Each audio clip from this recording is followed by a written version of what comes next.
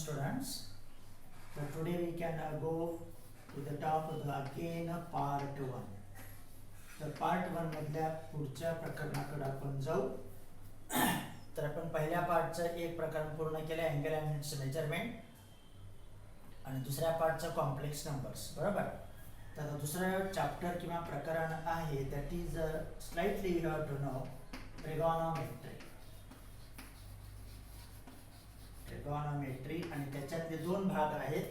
त्याच्यातल्या पहिल्या भागाचा आपण विचार करणार आहोत. तर trigonometry first, that is the name of your second topic that we have to learn in details.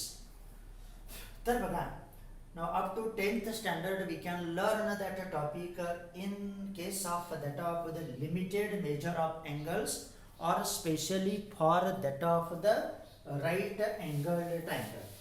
आपण ती ट्रिगोनोमेट्री राईट अँगल ट्रायंगलच्या बाबतीमध्ये शिकलो. आता आपणाला त्या ठिकाणी कोणत्याही अँगलच्या बद्दलचा विचार करणे आहे, परंतु for that first we have to introduce something about the triangle. आणि मग ते इंट्रोडक्शन मध्ये आपण आपल्याला माहिती आहे, now if we can consider this is the say right angled triangle, suppose say A B and that of the C. बरोबर. समजा हा आपला ट्रायंगल एबीसी आहे, in which that this is the right angle of that the measure pi by 2 radian or that 90 degree. आणि मग हा एक कुठला तरी अँगल तो एक्यूट असतो आणि तो मानूया त्या ठिकाणी थीटा. बरोबर. आणि मग आपल्याला माहिती आहे about that triangle ABC we have to know that this side AC is called that the hypotenuse, hypotenuse, hypotenuse. बरोबर. ह्या थीटाच्या दृष्टीनं ही झाली त्याची अपोजिट साइड. बरोबर. बघा, समोरची बाजू त्या अँगल हा थीटा मानला, ही अपोजिट होणार, आणि ही झाली त्या ठिकाणी adjacent side, ADJACENT, adjacent side of that angle theta. तर असा तो ट्रायंगल जर आपणाकडे असेल, up to 10th standard we have defined that trigonometric ratios of that acute angle theta. काय म्हणू आपण इथं, let measure of angle A equal to theta be an acute angle. तो लघु कोनच असणार, कारण इथं तुमचं 90 डिग्रीचं मेजर आहे. कुठलाही घ्या, A घ्या किंवा C घ्या. फक्त त्यावेळेस जर समजा एखाद्यानं सी अँगल थीटा म्हटला तर ही त्याची अपोजिट साइड येणार, ही त्याची लॅटरल साइड येणार किंवा ऍडजस्टंट साइड येणार. त्या अँगलच्या दृष्टीने तिथं विचार करायचा. आणि मग आपल्याला माहिती आहे from this way we have to know that sine ratio of that angle theta equal to opposite side, OPPOSITE, opposite side upon hypotenuse, HYPOTENEOUS. है ना. आणि cos theta equal to, cos theta बरोबर कोण असतं, ऍडजेसंट साइड, ADJACENT, लगतची बाजू. हा, adjacent side upon hypotenuse, short मध्ये देतो आता इथं. झालं. आणि मग त्याच्यावरून आपल्याला टॅन थीटा पण मिळतो. आणि मग हे सगळं तुमच्याकडे आहे बघा इन्फॉर्मेशन. मग टॅन थीटा म्हणजे कोण असतं, that is opposite side upon that of the adjacent side. म्हणजेच टॅन म्हणजेच याच्यावरून कोण येतं तुमचं, sine theta upon that of the cos theta. कारण अपोजिट साइड आपण ह्या दोघांचा भागाकार घेतला, छेद समान कॅन्सल होतो, sine theta upon cos theta, त्याला आपण म्हणतो टॅन थीटा. ह्यांचे पूर्ण नावं पण आहेत. साइनला पूर्ण नाव आहे दॅट इज SIN साइन, कोसाइनला कॉसला आहे कोसाइन, आणि टॅनला आहे tangent of that angle theta. आता आपण नेहमी ते साइन कॉस टॅन असंच म्हणतो शॉर्ट मध्ये, साइन कॉस आणि टॅन. हे झाले 3 रेशो. मूळ तसे 2च, साइन आणि कॉस तुमच्याकडे असतील, बाकीचे 4 रेशो तुम्ही ह्या सूत्राप्रमाणे मिळू शकता. त्यानंतर then their reciprocal ratios are that sec theta equal to, मग सेक म्हणजे कोण असतो, 1 अपॉन कॉस थीटा. तर cosec theta equal to 1 upon sine theta. आणि cot theta equal to 1 upon tan theta, किंवा कॉस आणि साइनच्या भाषेमध्ये cos theta upon sine theta. तर अशी इन्फॉर्मेशन तुमच्याकडं up to 10th standard we can collect well. तर इथं मात्र आपल्यावरती बंधन होतं. आपला ट्रायंगल हा ॲक्यूट अँगल ट्रायंगलच पाहिजे त्या ठिकाणी, आणि मग आपण त्याच्याबद्दलचा विचार करत होतो, बरोबर. आणि आता हे झालं up to 10th standard, sine cos tan sec cosec cot. Now we have to learn that trigonometric functions किंवा trigonometric ratios of that any angle theta. आणि आता त्याचा विचार आपण करू. तर बघा, आणि मग आपण आता 11वीत येऊ, परंतु पाठीमागचं नॉलेज आपल्याला मदतच करतं बघा. त्यामुळं your basic knowledge up to 10th standard is very useful झालं. परंतु तुम्ही कालचे पण मला वाटतं 3 का 4च व्ह्यूअर्स झालेत, तुम्ही ते ऑब्झर्व करत नाही. तुम्ही ते ऑब्झर्व करायला पाहिजे, कारण आम्ही इथं असतो, तुम्ही तिकडं असता. That is your work to do that of the study झालं. आणि मग आता पहिला मुद्दा बघू, ट्रिगोनोमेट्रिक फंक्शन्स. याला फंक्शन्स म्हटलं जातं. आपल्याला ते शिकायचं आहे. Trigonometric functions by using trigonometric functions by using circle or CIRCLE or trigonometric ratios of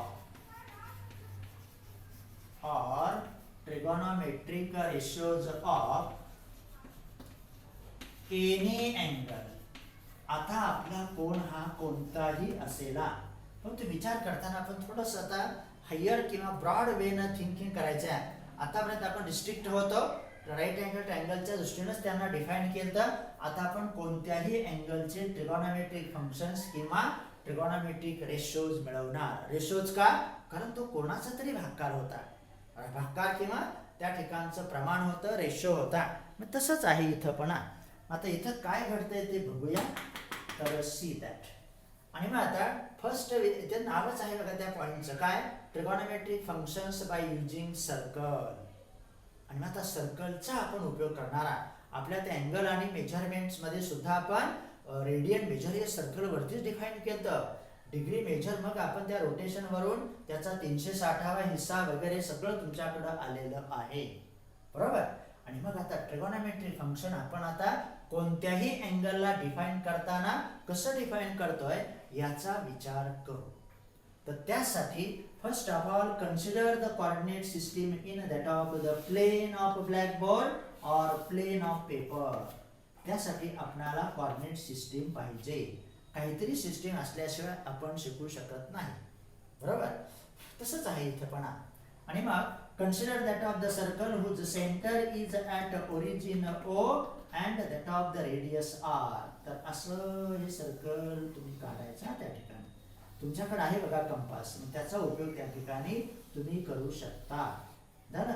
तर this is the circle whose centre is at O and that radius is R.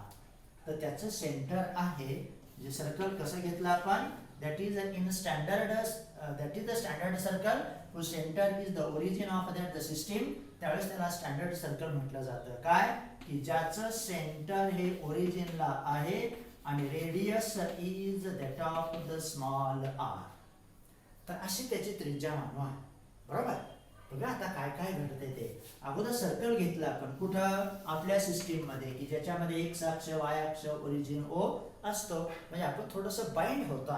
System असली की आपल्याला बाइंड व्हावं लागतं, पण त्याचा फायदा होतो. बाइंड होतं म्हणजे तोटा होत नाही. बंधन असलं म्हणजे त्याचं निश्चितपणे उपयोग होता. झालं. Centre O, radius R. मग रेडियस आहे तुमची इथं समजा, या ठिकाणी ती आर इथं दर्शवतो मी, दॅट इज आर. झालं. त्यानंतर now take that here for some time that acute angle whose measure of that angle AOB, suppose say theta, for some time it is acute. तो थोडा वेळ त्याला आपण acute angle मानू, बघा. आणि मग तो अँगल आहे तुमचा असा समजा, हा झाला त्याचा इनिशियल आर्म रे ओ ए, आणि हा आहे त्याचा terminal arm ray O B, whose measure is now say that of the theta. सगळं काही तुमचा रेडियन मेजर सारखंच आहे. तर सुद्धा आपण हेच डिफाईन केलं, इनिशियल आर्म, टर्मिनल आर्म काय असेल ते. Let measure of angle AOB equal to theta, whose initial arm is that of the ray OA and terminal arm is that of the ray OB. आणि आपण define करतानाच घेतलं होतं, if we can rotate the ray OA about a point O in anti-clockwise direction or clockwise to get the position of that ray OB, then it is called the directed angle AOB. नंतर आपण तो directed शब्द काढून टाकला आणि मग त्यालाच आपण अँगल म्हणत होतो.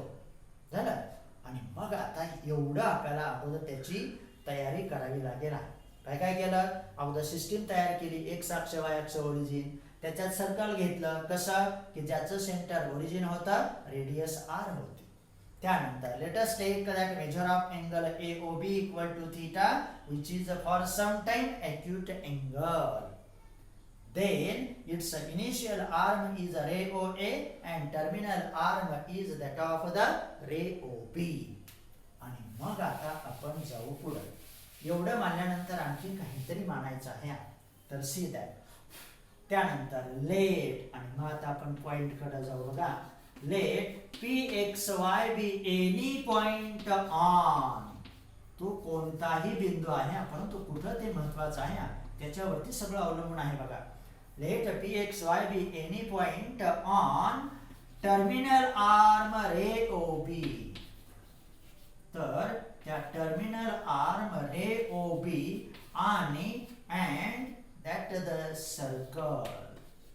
तर सर्कल आणि टर्मिनल आर्म या दोघांवरचा तो P हा पॉइंट आहे. याचा अर्थ आपल्या अँगलचा टर्मिनल आर्म त्या सर्कलला जिथं छेदतोय त्याला पॉइंट P नाव द्यायचं, दॅट इज PXY. बघा, आपण आपल्याच अगोदरच्या आता सांगितलेल्या इंट्रोडक्शन मधल्या डेफिनेशन प्रमाणेच विचार करणार, पण त्याचं रूपांतर कसं डायरेक्ट अँगल थीटा मध्ये होते ते बघूया. झालं. Let PXY be any point on the terminal arm of that angle theta, that is the ray OB, and that the circle whose center is at the origin O and radius R. याचा अर्थ हे अंतर तुमचं R आलं. बरोबर. त्यानंतर आणि मग आता बघूया काय घडतंय ते. Draw a perpendicular PM. बघा लगेच तो ट्रायंगल आलाच बघा. Draw a perpendicular PM from that point P on x axis. तर कोणता परपेंडिक्युलर टाकला? Draw a perpendicular PM perpendicular to that of the x axis. आपण P ह्या बिंदूपासून आपल्या x अक्षावरती हा एक परपेंडिक्युलर किंवा लंब टाकला. हे कन्स्ट्रक्शन आहे, रचना आपण त्याला म्हणतो. झालं. म्हणजे आपण त्यानंतर काय केलं, सर्कल आणि अँगल घेतल्यानंतर आपण P हा पॉइंट त्या सर्कल वरचा आणि टर्मिनल आर्म वरचा घेतलाय, म्हणून तो आहे त्या दोघांचा पॉइंट ऑफ इंटरसेक्शन. त्याला आपण छेदन बिंदू म्हणतो. कोणाचा? टर्मिनल आर्म आणि आपण घेतलेलं सर्कल. तर आपला मुद्दाच आहे trigonometric functions by using circle. आपल्याला माहिती आहे सर्कल म्हणजे एक रोटेशन पूर्ण केले की आपल्याला 360 डिग्री मिळतात. हे तुमच्याकडे आहे म्हणून तर आपण सर्कलचा उपयोग करतोय. त्यामुळे विनाकारण ते काही घडत नसतात. झालं. मग हे सगळं मानला आणि मग आता and therefore from the coordinates of that point P चे निर्देशक कशा आहेत तुमचे? XY. याचा अर्थ OM हे अंतर तुमचं x असणार, तर PM हे अंतर त्या ठिकाणी y असणार.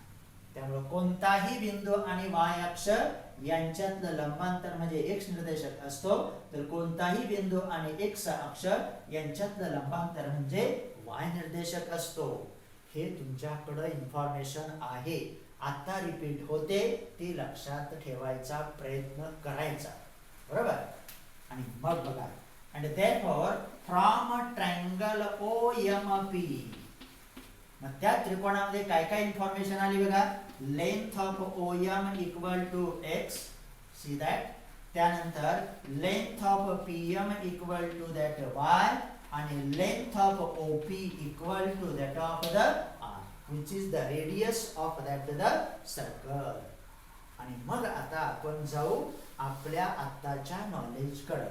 And therefore, since that triangle OMP is a right angle triangle and theta is the acute angle, cos theta equal to, मग त्या थीटाच्या दृष्टीने ऍडजेसंट साइड कोण आली तुमची?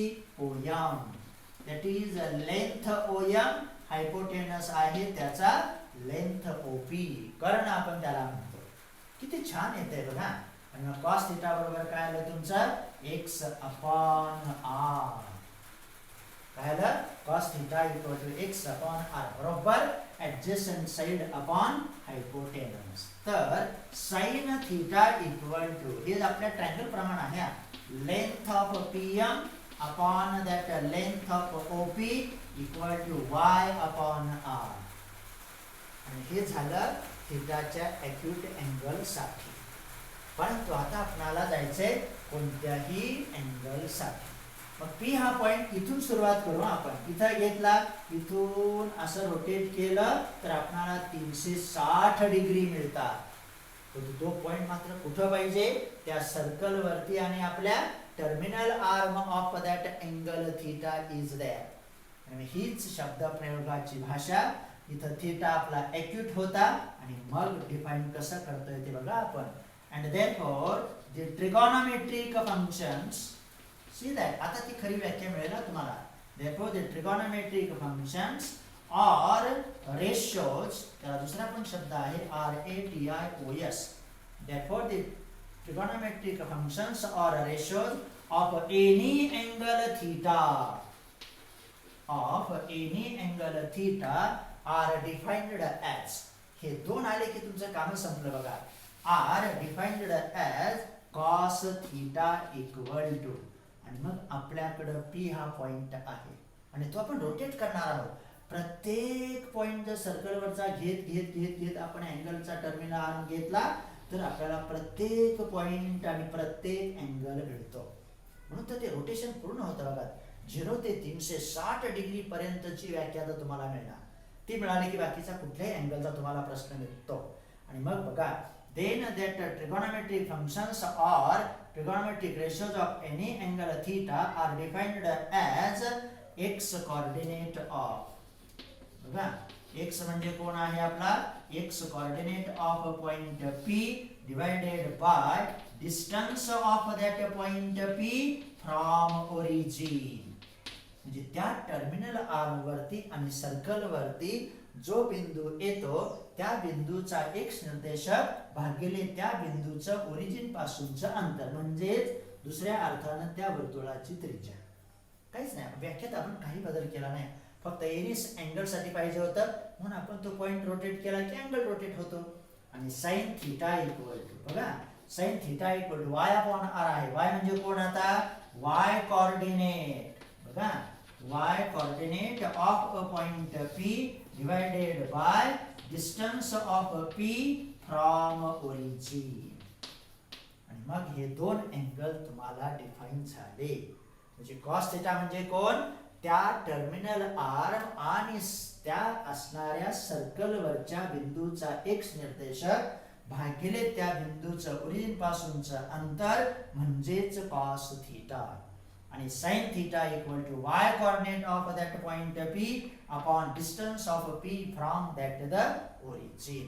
अर्थात आपल्या ट्रायंगल नुसार तेच आहे, काही बदल नाही. ट्रायंगलचा विचार केला, opposite side upon hypotenuse sine ratio येतो, adjacent side upon hypotenuse cosine ratio येतो. आणि एनी पॉइंट साठी विचार केला तर त्या सर्कल वरचा आणि टर्मिनल आर वरच्या बिंदूशी त्याची व्याख्या निगडित असते. cos theta equal to x coordinate of P upon a distance of P from origin आणि sin theta equal to y coordinate of P upon distance of P from origin. आणि बाकीचे ratio तुम्हाला आपोआप मिळवलेले जातात, त्याच्यात काही फरक नाही. म्हणून tan थीटा बरोबर sin theta upon cos theta ते आहेच. sec थीटा बरोबर 1 अपॉन cos थीटा ते पण आहे आपल्याकडं. cosec theta equal to 1 upon sin theta. तर अशी त्याची ही मूळ व्याख्या तुम्हाला प्राप्त झाली. आता तुमचा थीटा हा 0 ते 90 च्या दरम्यान असायला पाहिजे असं काही नाही. आपल्याला इथं आलं इथं पण मिळतो, असं करत करत प्रत्येक थीटा रोटेट होत 360 पर्यंत येतो आणि प्रत्येक पॉइंट टर्मिनल आर वरचा मिळतो. सर्कल तर तुमच्याकडे असतं. तर अशी त्याची ती मूळ व्याख्या आहे. झालं. आणि मग आता आणखी एका महत्वाच्या रिझल्टकडे आपण जाऊ. लक्षात आलं. तर हे झालं तुमचं कॉस थीटा साइन थीटा काय असेल ते. तर आता लक्षात ठेवायचं एक्स निर्देशांक भागिले ते अंतर कॉस थीटा, वाय निर्देशांक भागिले ते पीचं अंतर ओरिजिन पासूनचं साइन थीटा. त्यानंतर ऑल्सो नोट दॅट बघा आता also from that triangle OMP note that x² plus y² equal to that of the r². तर काय आहे आपल्याकडं since that triangle OMP is a right angle triangle by Pythagoras theorem. चांगला result होता बघा तो about the right angle triangle काटकोन त्रिकोणाच्या बाबतीमध्ये x² plus y² equal to r². आणि मग आता आपल्याला एक स्टँडर्ड आयडेंटिटी मिळते की तीच तुम्हाला माहिती आहे, परंतु कशी आली ते याचा परिणाम इथं तुम्हाला जाणलेला. आणि मग therefore cos² theta plus sin² theta equal to cos theta म्हणजे कोण होतं x/r त्याचा तो पूर्ण वर्ग, sin थीटा म्हणजे कोण होतं y/r त्याचा तो पूर्ण वर्ग. विस्तार करू x²/r² प्लस y²/r². छेद समान बेरीज करू अंशाची x² प्लस y²/r². परंतु x² प्लस y² बरोबर काय आहे आपल्याकडं r²/r². आणि ते आलं तुमचं 1. आणि this is the first fundamental identity in our trigonometry. म्हणजे हे ह्याच्या दोघांमध्ये आयडेंटिटी आले की सगळं रामायण ट्रिगोनोमेट्रीतला मिळून जातं. आणि म्हणून आपल्याला आणखी एक महत्वाचा रिझल्ट मिळाला काय तर cos² theta plus sin² theta equal to 1. बघा त्यामुळे हे महत्वाचं आहे. cos² theta plus sin² theta equal to 1. This is the first fundamental identity in our trigonometry. Not simply theta is the acute, but for any angle theta. कोणत्याही angle साठी आपणाला त्या थीटाचा विचार होतो. झालं. तर असं ही व्याख्या वगैरे तुमच्याकडे प्राप्त झाली. आणि आता त्याच्याबद्दलच्या छोट्या छोट्या गोष्टींचा आता आपण इथं विचार करू. That is like of that the remarks there. परंतु सर्कल थोडा वेळ आहे तसंच ठेवला पण त्याचा आपल्याला आता उपयोग होईल. तर 5-7 रिमार्क आहेत त्याचा विचार करूया. तर सी दॅट बघा रिमार्क त्याच्यातला पहिला रिमार्क काय आहे ते बघा. तर आता आपण सगळं डिफाईन केला म्हणजे कोऑर्डिनेट सिस्टीम पासून ओरिजिन पासून त्रिज्येपासून ट्रायंगल पासून पॉइंट पर्यंत आपण आलो होतो. बघा आता तर see that note that a point PXY note that a point PXY which is along the terminal arm of that angle theta and that of the standard circle of that radius r is always unique. तो point मात्र एक आणि एकच असतो. त्याच्यात बदल होत नाही कारण तो त्या दोघांचा पॉइंट ऑफ इंटरसेक्शन आहे. एकदा का टर्मिनल आर्म तिथं छेदला की दुसरा पॉइंट तिथं असू शकतो का नाहीये. तेव्हा तो जो पॉइंट आहे तो आपला युनिक असतो. म्हणजेच आपलं एक्स आणि वाय स्थिर राहतं आर पण त्या ठिकाणी मिळतं. हा पहिला मुद्दा झाला. दुसरा बघा नोट दॅट त्या ठिकाणी बघा these are trigonometric ratios which we can define that cos theta equal to x/r and sin theta equal to y/r. They are independent on the radius of that the circle r. Independent म्हणजे काय in de pe n de and t म्हणजे स्वतंत्र. म्हणजेच ते ratio आपल्या या r वरती अजिबात अवलंबून नसतात. का नसतात ते परत आणखी तुम्हाला कळेलच आहे. म्हणजे फक्त ते कोणावरती अवलंबून राहतील r वरती अवलंबून न राहता x आणि y वरती न राहता ते फक्त थीटा वरती अवलंबून राहतात. ते रिमार्क मध्ये आपल्याला नंतर सांगायचं. तर दुसरा रिमार्क काय आला when we can define that cos theta equal to x/r sin theta equal to y/r. Note that these trigonometric ratios are independent on the radius of that circle used. जे circle तुम्ही उपयोगात आणणार त्या सर्कलच्या त्रिज्येवरती ते अजिबात अवलंबून नसतात. म्हणजे इंडिपेंडंटचा हा झाला दुसरा रिमार्क. झालं. तिसरा बघा, the trigonometric ratios or functions, ह्या ज्या sine theta, cos theta, tan theta बाकीच्या सर्व फंक्शन्स आहेत किंवा रेशो आहेत, they are similar for that of the co-terminal angles. आपण ते डिफाइन केले. त्याचा इनिशियल आणि टर्मिनल आर्म कसा असतो? सारखाच असतो. मेजर जरी बदललं आपण ते शिकलो बघा, आताच शिकलो. म्हणून तो टर्मिनल आर्म महत्वाचा आहे. जिथं टर्मिनल आर्म त्या सर्कलला छेदतो तो त्यामुळेच तो पॉइंट निश्चित ठरतो, युनिक राहतो, बदलत नाही. म्हणताना आपण म्हणतो इथं that trigonometric ratio independent on the radius of that circle. त्याचं कारण पुढं कळेल. तो तिथं टर्मिनल आर्म आणि इनिशियल आर्म को टर्मिनल अँगल्स मध्ये समान असतात, म्हणून तर ते पॉइंट बदलत नाहीत किंवा त्यांचे ट्रिगोनोमेट्रिक रेशो काय असतात तेच असतात. चौथा मुद्दा बघा, note that here theta is, थीटाची स्टार्ट कुठून झाली? सर्कलचा उपयोग करत आहोत आपण. 0 डिग्री पासून आपण परत त्या 360 आहोत. Here as theta is any angle 0 less than or equal to theta less than or equal to 360 degree. तर या ठिकाणी 0 degree less than or equal to theta less than or equal to 360 degree. म्हणजे आपल्या थीटाचं माप हे आता मर्यादित नसून ते 0 ते 360 च्या दरम्यान येतं. बरोबर. त्यानंतर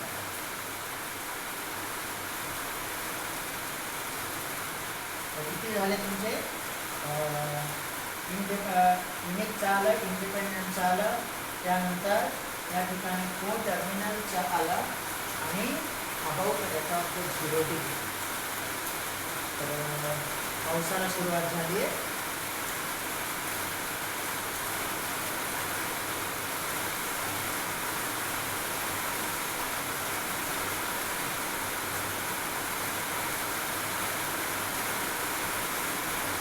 तर थोडा वेळ थांबू. बघू थांबला तर जोरातच येतो, तुम्हाला पण आवाज येतच असेल.